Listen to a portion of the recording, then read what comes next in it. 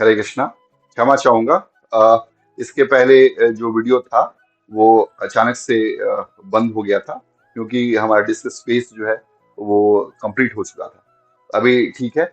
और यहाँ तक जो है नाम की बड़ाई हुई। और बस मैं ये कहना चाहूंगा कि जो पिछले जन्म में जो थे गंधर्व, अ, हुहु, वो मगरमच्छ बने, और मगरमच्छ की बहुत सुंदर कहानी है। और मगरमच्छ कैसे बने उसके बारे में भी हम थोड़ा सा देख लेते हैं। और इसके बेसिकली क्या था, एक बार जब वो पानी के अंदर थे, और ये जब देवली से स्नान करने जाते हैं तो वो जो है उनके पाँव पकड़ लेते हैं। और जब पाँव पकड़ते हैं देवली से क्रूर हो जाता है और साफ दे देते हैं कि तुम मगरमच्छ जैसा पाँव पकड़ रहे हो, जाओ मगरमच्छ हो जाओ तुम। और जो है वो मगरमच्छ हो जाते हैं देवल ऋषि के शाप से। लेकिन उनको भी जो है फिर बाद में जो है भगवान के दर्शन होते हैं, और उनको जो है ग्राह योनि से मुक्ति मिल जाती है। इस तरीके से जो है साधु संतों की जो कृपा है हमारे ऊपर जब होती है, तब हम वास्तविक रूप में भगवान की प्राप्ति कर सकते हैं। तो इस वीडियो में इतना ही। और इसके आगे जो है हम लोग नेक्स्ट वीडियो में देखेंगे। हम्म। और नेक्स्ट वीडियो क्या हम लोग अभी देख सकते हैं, क्योंकि अभी 1 मिनट हुआ है इस वीडियो में। और आगे चर्चा करेंगे कि किस तरीके से गजेंद्र मोक्ष के बाद अन्य लीलाएं होती हैं, कैसे समुद्र मंथन हो रहा है वो भी देखेंगे। हरे कृष्णा। तो जो गजेंद्र मोक्ष की कथा को सुनता है, सवेरे पाठ करता है, श्रवण करता है, उनके लीलाओं पे मनन करता है, वो मृत्यु के समय निर्मल बुद्धि को प्राप्त करता है। भगवान कहते हैं कि उसको मैं निर्मल बुद्धि देता हूँ जिसका पाठ करता है। बहुत सारे लोग गजेंद्र मोक्ष स्तोत्र करते हैं कर्ज से मुक्ति पाने के लिए, और वो भी भगवान देते, कर्ज से ही मुक्ति देते हैं। लेकिन सबसे बड़ी भगवान की कृपा है कि उनको निर्मल बुद्धि मिले। हाँ। कई बार हम लोग माँ लक्ष्मी से धन संपत्ति मांगते हैं, लेकिन क्या आपको पता है कि श्रीमद् भागवतम की कथा माँ लक्ष्मी ने 2 महीने भगवान नारायण को सुनाई। नारायण की कथा नारायण को सुना रही है माँ लक्ष्मी। वो कथा कभी हमने मांगा? हमको प्रयास करना चाहिए, माँ लक्ष्मी से प्रार्थना करें, हे माँ आप कृपा करो, आप वो कथा हमको दीजिए। और वो कथा जब हम करेंगे तो माँ लक्ष्मी हमारे आसपास रहेंगी, हमको सब चीजें प्राप्त होंगी। उनके पति के सेवा से हमको सब चीजें प्राप्त हो जाएंगी। और जहां उनके पति रहते हैं वो वहीं रहती हैं, अपने पति को छोड़ करके वो कहीं नहीं जाती। ये कृपा है। हरे कृष्णा। जैसा अब आप देख सकते हैं कि यहाँ पे समुद्र मंथन की पिक लगी हुई है। अब हम लोग जो है समुद्र मंथन की चर्चा करेंगे, और समुद्र मंथन आया कहाँ से वो भी देखेंगे। अभी तक हमने चौथे मनवंतर में भगवान जो हैं हरि का अवतार लेकर के गजेंद्र मोक्ष की लीला करते हैं। 5वें मनवंतर में रैवत मनवंतर, जो रैवत जो प्रीवत के पुत्र हैं, वो उ, उनके मनवंतर में शुभ्र ऋषि और विकुंठा के गर्भ से भगवान वैकुंठ का जन्म होता है, जो माँ लक्ष्मी के कहने पर एक और वैकुंठ बना देते हैं, एक अलग वैकुंठ बनाते हैं, ये लोकालोक पर्वत के उत्तर में। और 6वें मनवंतर में चक्षुष अ, जो हैं वो राज्य करते, वो मनु बनते हैं जो चक्षु के पुत्र हैं। और इस यहाँ पे भगवान अजित का अवतार होता है, भगवान कच्छप का अवतार होता है, और भगवान का मोहिनी अवतार होता है, जो समुद्र मंथन की लीला होती है। अब जब पूछते हैं कि किस तरीके से भगवान ने समुद्र मंथन की लीला की, और कैसे मोहिनी मूर्ति ने देवताओं के लिए, देवताओं के हित में दानवों को छल करके कैसे अमृत पिलाया, उसकी कथा आप बताइए, कथा सुनाइए। तो परीक्षित महाराज को वो कथा सुनाई जाती है। और जब कथा प्रारंभ होती है तो सुखदेव गोस्वामी आनंद में प्रणाम करते हैं भगवान अजित को, और कथा प्रारंभ करते हैं कि एक समय की बात है जब दुर्वासा स्वर्ग में पधारे, और उनके पास बहुत सुंदर माला थी। वो माला जो है इंद्र को देते हैं, लेकिन इंद्र के मन में अभिमान आ गया था, वो माला जो है वो गजेंद्र को देते हैं। गजेंद्र जो है उसको तोड़ करके अपने पांव के नीचे से कुचल देते हैं, उनके जो हाथी एरावत रहते हैं वो। इसके पहले गजेंद्र लीला हमने की थी, तो गजेंद्र बार बार आ रहा है मेरे मुख में, लेकिन वो उनके हाथी के नाम थे एरावत। और सफेद हाथी, 4 दांत के हाथी थे। और ये चार दांत के हाथियों का वर्णन जो है वाल्मीकि रामायण में भी आता है। और इन चार दांत के हाथियों को जो है श्रीलंका की खुदाई में भी जो है प्राप्त किया गया है। तो आप सोचिए कि हमारी वाल्मीकि रामायण कितनी ऑथेंटिक और कितनी साइंटिफिक। और जब एरावत उसको कूच करके तोड़ डालते हैं और दुर्वासा ऋषि जो है क्रोध में आ जाते हैं और श्राप दे देते हैं कि तुम जो है दानवों से पराजित हो जाओगे देवताओं। और जैसे ही श्राप मिला और देवताओं दानवों के पास ये खबर पहुंच गई कि इंद्र जो है वो पराजित हो जाएंगे। और ऐसा करके जब जाती है दानव बलवान होने लगते हैं और तीनों लोकों में जो देवता है वो श्रीहीन हो जाते हैं, शक्तिहीन हो जाते हैं। तब देवता जाते हैं ब्रह्मा जी के पास और ब्रह्मा जी जो है भगवान के पास जाते हैं, वहां से प्रार्थना करते हैं भगवान के पास। और भगवान प्रकट होते हैं और कहते हैं कि तुम दानवों से संधि कर लो। हाँ, अब देखिए कैसी स्थिति है, विपरीत स्थिति है, लेकिन भगवान बोल रहे तुम दानवों से संधि कर लो। जो देवता सपने में नहीं जिनसे संधि कर सकते हैं, मीठे बोल बोल सकते हैं, उनसे बोलते हैं भगवान संधि कर रहे हैं। हाँ, यहाँ पे कई बार हमको ऐसे कार्य करने पड़ते हैं भगवान की सेवा के लिए जो हम बिल्कुल नहीं करना चाहते। हमारे अहम भाव हमारे ईगो के खिलाफ रहता है, फिर भी भगवान की भक्ति के लिए, भगवान की प्रसन्नता के लिए वो कार्य करना चाहिए। कई बार गुरु महाराज कुछ कार्य बोलते हैं करने के लिए, बेटा ये कार्य करना है तुमको, और हम नहीं करना चाहते, एकदम हमारी कोई इच्छा नहीं होती, कोई भक्तों के साथ मेल मिलाप नहीं होता, लेकिन उसके साथ मेल मिलाप कर करके हमको करना पड़ता है। तो कर लेना चाहिए भगवान की प्रसन्नता के लिए। क्यों? क्योंकि भगवान आगे बताते हैं कि एक सांप और चूहे की कहानी है। एक बार की बात है, सांप और चूहे एक ही पिटारे में बंद थे। और सांप चूहे को कहता है कि हे चूहे, तुम जो है यह पिटारा काट दो, मैं जो है यहां से निकलूंगा और तुमको मैं साथ में अपने लेके चलूंगा। हाँ, तो मेरी प्राणों की रक्षा कर लो, मैं तुम्हारे जो प्राण है वो मैं तुमको नहीं खाऊंगा। और चूहा बोलता है ठीक है, मैं जो है ऐसा ही करूंगा और तुम मुझको मत खाना। और फिर जब चूहा जो है पिटारे को कुतरने लगता है, और लकड़ी के पिटारे को जैसे जैसे कुतर रहा होता है वो, जैसे ही बड़ा होल होता है और वो जो है इतना होल हो जाता है कि सांप उसमें से निकल पाए। सांप हंसता है, हा हा हा, और हंस के बोलता है चूहे को कि हे चूहे, तुमने बहुत सेवा की है, अब तुमको सेवा का फल मैं दूंगा। और उसको दबोच के खा जाता है, निकल जाता है। इसी तरीके से काल जो है हमारा, हम लोग जो है इस कलिकाल व्याल मुख ग्रास, मुख के ग्रास है किसके? कलिकाल व्याल के। कलियुग जो रूपी जो काल है, जो शेर है व्याल, उसके मुख के ग्रास के समान है हम लोग। और उससे निराश और त्रास से जो है श्रीमद् भागवत जो है, ये ग्रंथ पुराण ये उद्धृत हुआ है। भगवान जो स्वयं भगवान है श्रीमद् भागवतम, वहां ये कथा बताते हैं, बताते हुए कहते हैं कि वो उसी तरीके से जो है तुम लोग को भी करना है। जिस तरह से सांप ने चूहे को खा लिया था, उसी तरीके से तुम लोग जो है अमृत के लिए ये करो, प्रयत्न करो, अमृत समुद्र मंथन करो और दानवों को बोलो कि अमृत प्राप्त होगा इससे, और सब लोग मिल करके बांट के खाएंगे। और तुम चिंता मत करो, अंत में अमृत तुम लोग को अवश्य ही प्राप्त होगा, मेरे बात पे विश्वास रखो। और भगवान के बातों पे विश्वास करके देवता लोग जो है दानवों के पास जाते हैं, उनसे संधि करते हैं। हाँ, और भगवान ये भी बोलते हैं कि जब देवताओं के पास जाना, तुम जो है जो भी शर्त बोले उनकी सारी शर्तें मान जाना। अंत में देखना अमृत तुमको प्राप्त होगा और क्लेश उनको प्राप्त होगा। और क्यों प्राप्त होगा मैं आगे बताऊंगा आपको, क्यों प्राप्त होगा उनको। और भगवान यही बता देते हैं कि पहले कालकूट विष निकलेगा। ये मत सोचना कि पहले तुरंत के तुरंत अमृत निकले, नहीं।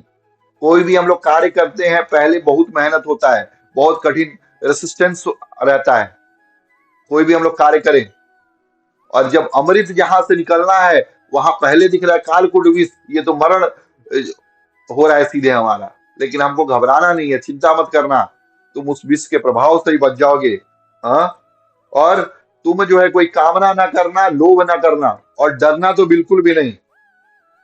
कोई भी वस्तु उससे निकले उसकी कामना मत करना, तुम्हारे लायक जो वस्तु है तुमको स्वतः ही प्राप्त हो जाएगी।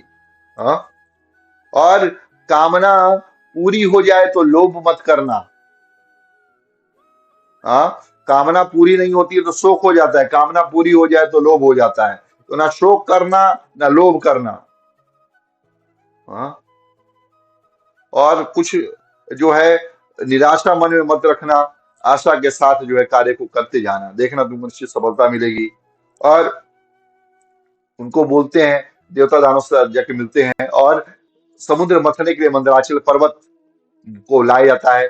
और दोनों देवता और दानव दोनों उठाने की कोशिश करते हैं, लेकिन मंदराचल हिल नहीं पाता।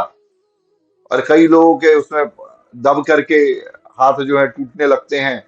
तब भगवान जो है अजित अवतार लेते हैं, और उस पर्वत को एक हाथ से उठा के गरुड़ के ऊपर रख करके ला करके समुद्र में रख देते हैं। और समुद्र में जो है वो पर्वत नीचे जाने लगता है, तब भगवान कच्छप का अवतार लेते हैं। और वो अवतार जो है उस मंदराचल पर्वत को अपने ऊपर धारण करता है। और भगवान कहते हैं कि समुद्र मंथन की जब रस्सी होगी तो वासुकी नाग को बुलाया जाए, और वासुकी नाग को वादा किया गया कि वासुकी जी आपको भी अमृत का भाग मिलेगा। नहीं तो ऐसे कौन रेडी होगा अपने देह तोड़वाने के लिए? कोई रेडी होगा? कोई रेडी नहीं होगा। इसलिए उनको प्रलोभन दिया गया कि आपको भी अमृत मिलेगा, और वासुकी नाग को भी अमृत बाद में मिलता है। इसलिए वासुकी जो अतल वितल सुतल तलातल सतल जो नीचे के पाताल लोक है, उसमें वासुकी जी का वास है, और आज भी वो जीवित है उस अमृत के प्रभाव से। और जब जाते हैं और वहां पे कच्छप भगवान आते हैं, तो बहुत सुंदर श्लोक जो है जयदेव जी ने गाया है, वो गाते हैं, चितरिह विपुल तरे शति तव पृष्ठे, धरणि धरण किण चकर गरिष्ठे, केशवधिरिता कुर्म शरीरा, जय जगदीश हरे, जय जगदीश हरे, जय जगदीश हरे। भगवान जो है प्रकट हो जाते हैं, और अपने पीठ के ऊपर जो है वो धारण करते हैं, अपने पृष्ठ भाग पे। और जब मंथन स्टार्ट होता है तो भगवान देखते रहते हैं, और ऊपर से हिलता है, ऊपर से ही मंदराचल हिलता है, तो भगवान ऊपर जाके बैठते हैं, तब जाके बराबर मथनी शेप में आती है अपने, और वो लोग करना चालू करते हैं। लेकिन मेहनत करने के बाद भी जो है वो कुछ नहीं कर पाते।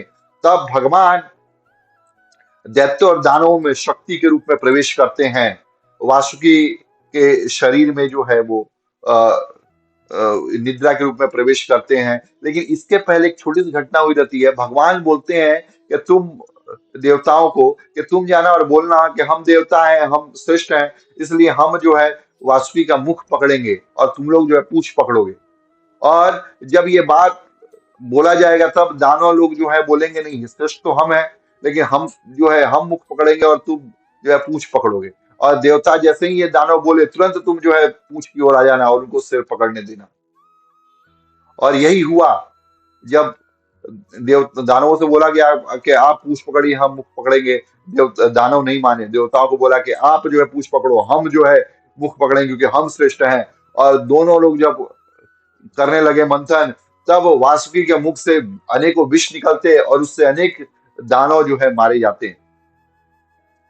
और अंत में जो है वो लोग मंथन कर नहीं पा रहे, तब भगवान अजित स्वयं प्रवेश करते हैं बल के रूप में, और मथना चालू करते हैं भगवान समुद्र को। और समुद्र को मथते हैं तो सबसे पहले उसमें से जो है विष प्रकट होता है। हाँ?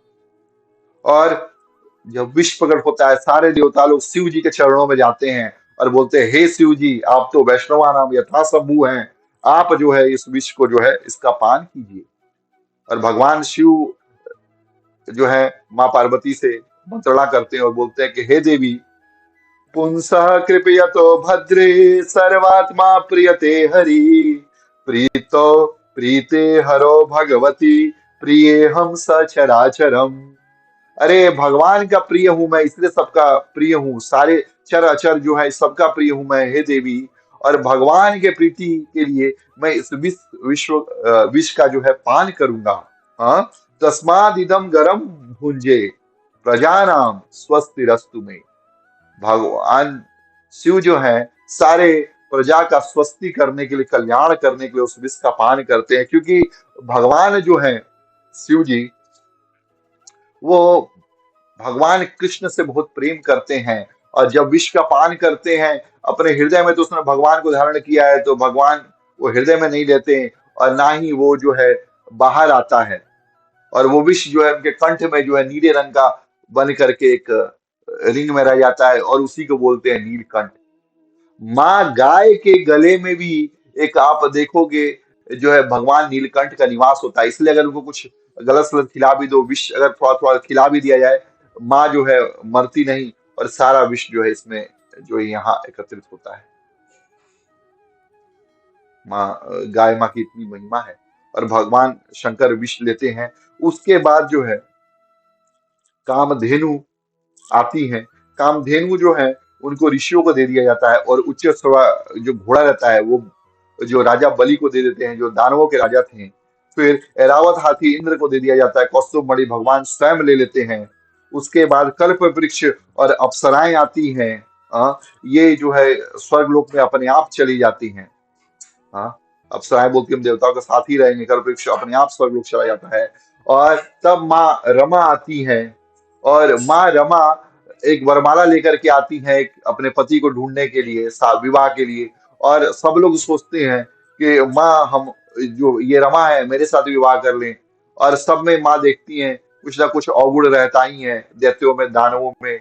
और भगवान शिव में जो है वो भी अवगुण है कि भगवान शंकर जो बहुत क्रोधित है, भस्म लगाए रहते हैं, इन जो है अभंगी जैसा घूमते रहते हैं, वो उनको पसंद नहीं है। और ब्रह्मा जी जो है बहुत जो है इन्हें सृष्टि रची है लेकिन परफेक्ट नहीं है।